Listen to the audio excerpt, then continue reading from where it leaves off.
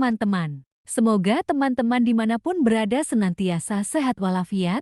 Jumpa lagi dengan Ananda Iro pada seri serba-serbi.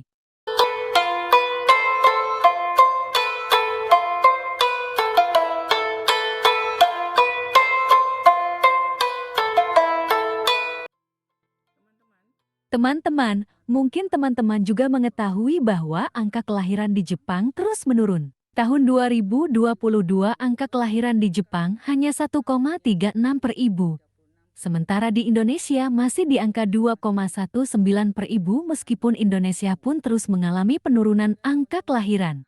Roda ekonomi Jepang harus terus berputar, di lain pihak Jepang semakin kekurangan tenaga kerja di berbagai sektor ekonomi khususnya di daerah-daerah, karena anak-anak muda Jepang cenderung untuk mencari kerja di kota-kota besar. Akhirnya, pemerintah Jepang membuat kebijakan membuka negaranya bagi tenaga kerja asing untuk bekerja di Jepang, termasuk tenaga kerja dari Indonesia. Berawal dari penandatanganan MOU Indonesia-Japan Economic Partnership Agreement atau IJEPA pada tahun 2007, di mana salah satu poin yang disepakati bersama adalah peningkatan pengiriman tenaga kerja dari Indonesia ke Jepang, yaitu tenaga perawat dan caregiver. Program ini mulai dilaksanakan pada tahun 2008. Dengan berjalannya waktu, jumlah penduduk Jepang juga semakin berkurang. Kemudian pemerintah Jepang membuka lapangan pekerjaan untuk bidang lainnya seperti pertanian, perkebunan, pabrik, dan lain-lain. Tenaga kerja asing yang akan berangkat ke Jepang diharapkan sudah dibekali keterampilan-keterampilan, salah satunya adalah kemampuan berbahasa Jepang untuk menjalani kehidupan sehari-hari di Jepang. Apa itu JFT Basic? JFT Basic diterapkan sebagai ujian untuk mengukur standar kemampuan bahasa Jepang yang diperlukan untuk memperoleh status izin tinggal sebagai pekerja berketerampilan spesifik nomor 1 yang diberlakukan sejak 1 April 2019. Tujuan dari JFT Basic adalah untuk mempertimbangkan apakah orang yang bersangkutan mempunyai kemampuan untuk melakukan percakapan sehari-hari agar tidak ada kesulitan dalam menjalani kehidupan sehari-hari di Jepang. JFT Basic dibuat berdasarkan standar pengajaran bahasa Jepang The Japan Foundation atau biasa disebut JF Standar yang diadaptasi dari CEFAR atau Common European Framework of Reference for Language, standar pengajaran bahasa di Eropa. Sementara JLPT tidak terkait dengan JF Standard ataupun CEFAR dan tidak dikhususkan bagi orang yang akan berangkat ke Jepang untuk bekerja. JLPT sifatnya lebih umum. Bisa untuk siapa saja yang ingin mengetahui kemampuan bahasa Jepang yang dimilikinya. Lebih lanjut, mari kita lihat apa saja perbedaan JFT Basic dengan JLPT. Yang pertama, sasaran peserta ujian. JLPT maupun JFT Basic sama-sama diperuntukkan bagi orang asing yang tidak berbahasa Jepang sebagai bahasa ibu. Hanya saja, JFT Basic diutamakan bagi orang-orang asing yang akan datang ke Jepang untuk bekerja. Sementara JLPT lebih bersifat umum, seperti siswa, mahasiswa, pegawai kantor atau pabrik atau profesi lainnya yang ingin mengetahui kemampuannya berbahasa Jepang. 2. Batasan usia peserta ujian. Pada JLPT, tidak ada batasan usia, sedangkan pada JFT Basic, sudah berusia 18 tahun ke atas untuk warga negara Indonesia pada saat mengikuti ujian. 3. Pada JLPT, peserta ujian diharuskan membawa alat tulis seperti pensil, penghapus, dan rotan pensil. Sedangkan pada JFT Basic, peserta ujian tidak diperkenankan untuk membawa alat tulis ke dalam ruang ujian. Keempat, format ujian. Pada JLPT, ujian dilaksanakan secara manual. Peserta ujian diminta mengerjakan soal ujian yang tercantum di lembar soal dan menuliskan jawabannya dengan menghitamkan lingkaran pada lembar jawaban. Materi ujian dicetak hard copy. Dan pada ujian pendengaran, soal ujian diputar oleh pengawas ujian sebanyak 1 kali melalui CD recorder. Sedangkan JFT Basic dilaksanakan dengan metode Computer Based Testing atau CBT, di mana soal-soal ujian diset dan dijawab dengan menggunakan komputer yang disediakan di lokasi ujian di masing-masing negara. Soal-soal ujian tertera di layar komputer, dan peserta menjawab soal ujian pun pada layar komputer, serta audio dapat didengar melalui headphone di komputer masing-masing peserta. Kelima, bahasa yang digunakan pada perintah ujian.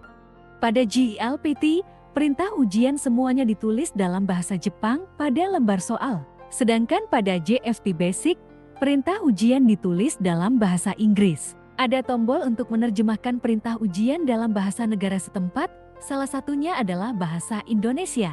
Namun, peserta ujian mendapat kesempatan untuk diperdengarkan terjemahan dalam bahasa lokal maksimal 2 kali saja. Keenam, pemutaran soal ujian pendengaran.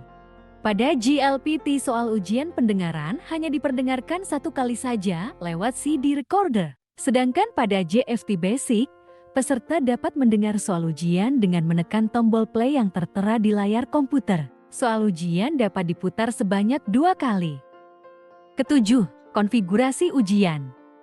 GLPT terdiri dari 3 bagian ujian, yaitu pertama, GOI atau kosakata, kedua, Dokai dan Bumpo atau pemahaman bacaan dan tata bahasa, ketiga, Chokai atau pendengaran. Tidak ada ketentuan jumlah pertanyaan pada masing-masing bagian ujian. Waktu ujian berbeda-beda tergantung level ujian. Sedangkan JFT Basic terdiri dari 4 bagian ujian, yaitu pertama, Mojito Goi atau huruf dan kosakata, kedua, Kaiwa atau Hyogen atau percakapan dan ungkapan, ketiga, Chokai atau pendengaran, keempat, Dukai atau pemahaman bacaan. Masing-masing bagian ujian terdiri dari 12 soal. Jadi totalnya ada sekitar 50 soal ujian. Waktu ujian untuk keseluruhan bagian ujian adalah 60 menit. Kedelapan, penentuan level. Pada GLPT, peserta diharuskan menentukan level ujian yang ingin diikuti pada saat mendaftar ujian, terdiri dari N1 sampai dengan N5. Level N1 adalah level tertinggi. Sedangkan pada JFT Basic, level ujian ditentukan dari hasil ujian dari peserta. Jadi, level ujian diketahui setelah peserta mengerjakan soal ujian, dan level ujian hanya 2 tingkat, yaitu level S1 dan A2 sesuai JF Standard. Kejapan Foundation akan menilai apakah peserta bersangkutan memiliki kemampuan berbahasa Jepang level A2 atau belum sebagai panduan untuk kemampuan melakukan percakapan sehari-hari yang memadai agar tidak mendapat kesulitan dalam kehidupan sehari-hari di Jepang. Berikut adalah panduan level A2. Pertama, mampu memahami ungkapan atau kalimat yang lazim digunakan terkait dengan bidang relevansi langsung, seperti informasi mendasar tentang kondisi pribadi, keluarga, berbelanja, tetangga, pekerjaan, dan sebagainya. Kedua, mampu menanggapi dalam suatu pertukaran informasi apabila interaksi lisan dilakukan secara sederhana dan dalam lingkup keseharian tentang permasalahan keseharian yang dikenal baik.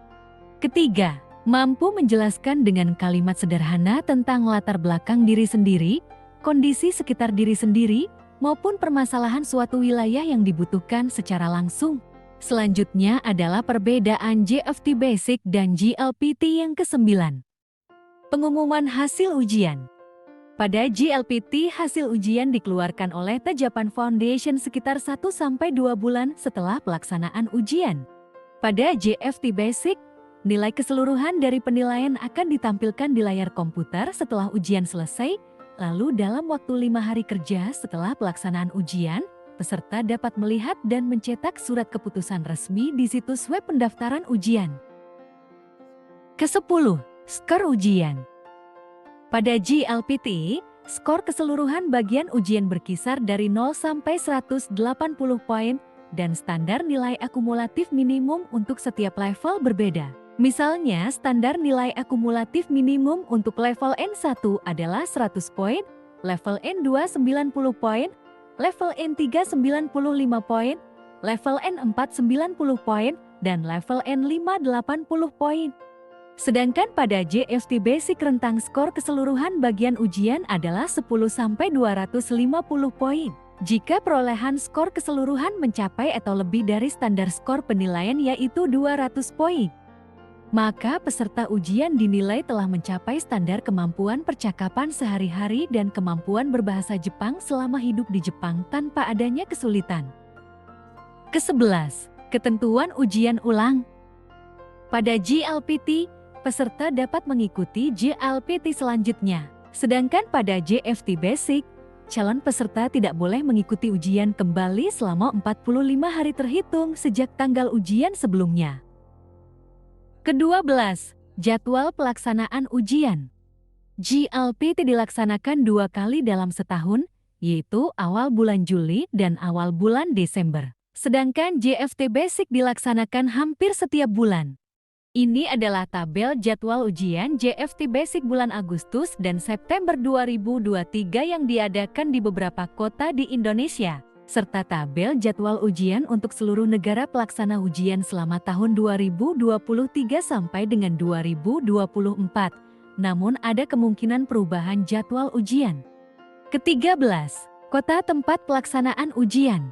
GLPT dilaksanakan di 12 kota di Indonesia, yaitu Jakarta, Bandung, Yogyakarta, Semarang, Surabaya, Malang, Denpasar, Medan, Padang, Palembang, Manado, dan Makassar. Sedangkan JFT Basic di tahun 2023 ini dilaksanakan di 6 kota, yaitu Jakarta, Surabaya, Bandung, Yogyakarta, Medan, Semarang, ditambah Denpasar di bulan Agustus ini. Mudah-mudahan di waktu-waktu mendatang kota pelaksanaan ujian menjadi semakin bertambah ya. Demikian teman-teman, informasi tentang JFT Basic dan perbedaannya dengan GLPT. Mudah-mudahan bisa memberikan gambaran yang lebih jelas bagi teman-teman, khususnya bagi yang ingin pergi ke Jepang untuk bekerja di sana melalui program yang disepakati oleh pemerintah Indonesia dan Jepang. Terima kasih kepada teman-teman yang telah menyaksikan video ini hingga selesai. Nantikan video berisi informasi tentang JFT Basic selanjutnya, di mana lagi kalau bukan di channel Ananda Iroiro yang menyuguhkan beragam informasi, khususnya tentang Jepang. Teman-teman, jangan lupa untuk subscribe channel Ananda Iroiro ini, lalu share, like, dan komen yang membangun ya, agar saya semakin semangat untuk membuat konten-konten menarik buat teman-teman semua. Sampai jumpa lagi di channel Ananda Iroiro. Wish you be healthy and happy. Sayonara. Bye-bye. See you again.